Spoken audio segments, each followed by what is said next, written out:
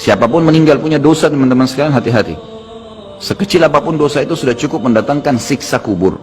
Walaupun belum tentu dia masuk ke dalam api neraka. Jadi jangan dianggap remeh. Makanya kisah yang masyhur berhubungan dengan masalahnya adalah kisah Utsman bin Affan radhiyallahu anhu yang pernah menziarahi kuburan lalu terisak-isak menangis seperti anak kecil. Lalu beberapa teman-temannya di zaman khilafah beliau berkata, "Wahai Amir Mu'minin, kenapa anda menangis melihat kuburan? Padahal Nabi SAW sudah menjamin buat anda surga. Dan anda ini siapa? Terkenal anak mantunya Nabi SAW, ya, dapat jaminan surga. Nabi sebutkan lisannya langsung, Utsman di surga, dijamin. Bagaimana bisa anda menangis seperti ini?" Jawaban Utsman radhiyallahu anhu sangat bijak. Orang yang beriman dan berilmu punya jawaban yang tepat. Dia mengatakan, Rasulullah SAW menjamin buat saya surga, tapi tidak menjamin saya selamat dari siksa kubur. Dari mana jaminan saya disiksa dulu di kubur? Nanti saya masuk surga, betul. Tapi di kubur disiksa dulu karena masih ada dosa. Maka pemahaman yang dikeluarkan oleh para ulama tentang tadi saya bilang, dosa itu sekecil apapun sudah cukup untuk membuat adanya siksaan, gitu kan? Itu karena pernyataan Utsman bin Affan yang menyebutkan statement tadi, gitu kan? Jadi kita harus memahami poin ini, teman-teman sekalian. Makanya jangan pernah tunda minta maaf sama orang. Jangan pernah tunda mengembalikan haknya orang lain. Jangan pernah menganggap remeh dosa-dosa kecil. Tidak boleh sama sekali. Karena kita akan lihat nanti salah satu penyebab azab kubur adalah tidak cebok pada saat kencing. Masalah kecil yang dianggap kecil oleh orang, gitu kan? Banyak orang anggap remeh. Maaf, banyak saudara-saudara kita yang membawa taksi, kendaraan umum di luar sana, kemudian kadang-kadang kita lihat di pinggir jalan kebelet kencing, main mampir sembarangan saja, ya, kencing sembarangan, tidak membersihkan dirinya. Ini berbahaya, penyebab azab kubur. Kata ulama, kalau kencing saja itu sudah menjadi penyebab, bagaimana dengan buang air besar? Bagaimana dengan orang junub tidak mandi? Bagaimana dengan hal-hal yang lebih besar lagi, gitu kan? Karena memahami hukum-hukum syari seperti ini, kalau hal yang kecil saja dilarang, berarti hal yang besar lebih pantas untuk dilarang. Kalau hal kecil saja mendatangkan azab, berarti hal yang lebih besar lebih pantas mendatangkan azab. Jadi harus hati-hati, gitu kan?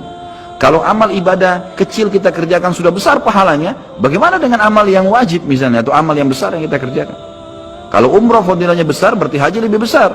Kalau sholat sunnah besar, tahajud, maka sholat 5 waktu lebih besar pahalanya, dan seterusnya.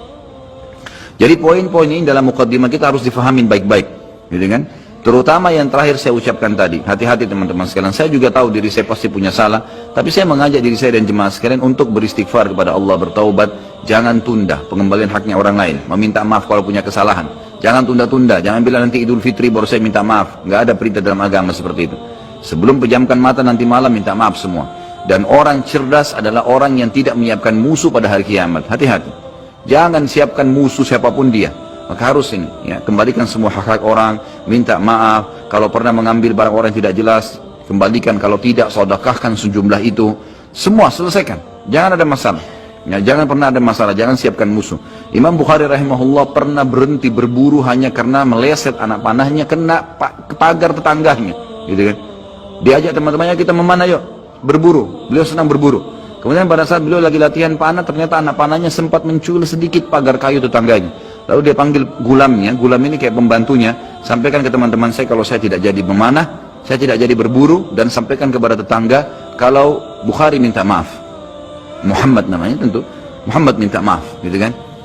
Sampaikan dan siap mengganti pagar yang rusak itu. Begitu pembantunya Imam Bukhari datang ke tetangga tersebut lalu berkata, ya, Syekh Imam Bukhari menyampaikan maaf karena pagar Anda tercuil, diperlihatkan. Lalu tetangganya tersenyum dan berkata, jangankan pagar saya, rumah saya semua buat Imam Bukhari. Saya tidak perhitungan dengan masalah itu. Waktu pembantunya Imam Bukhari kembali ke rumahnya, apa yang terjadi? Lihat orang soleh dan orang beriman, tahu dan yakin dengan adanya siksa dan azab kubur, tahu ada akhirat dan hisab. Maka apa yang terjadi? Imam Bukhari sujud syukur kepada Allah, kemudian bersedekah sekian ribu dirham, hanya karena tidak jadi ada musuh dari tetangga yang dia cuilkan pagarnya. Coba teman-teman, berapa banyak sendal yang antum injak? Hah? Berapa banyak air yang kepercik kena orang lain? Berapa banyak ini, berapa banyak itu?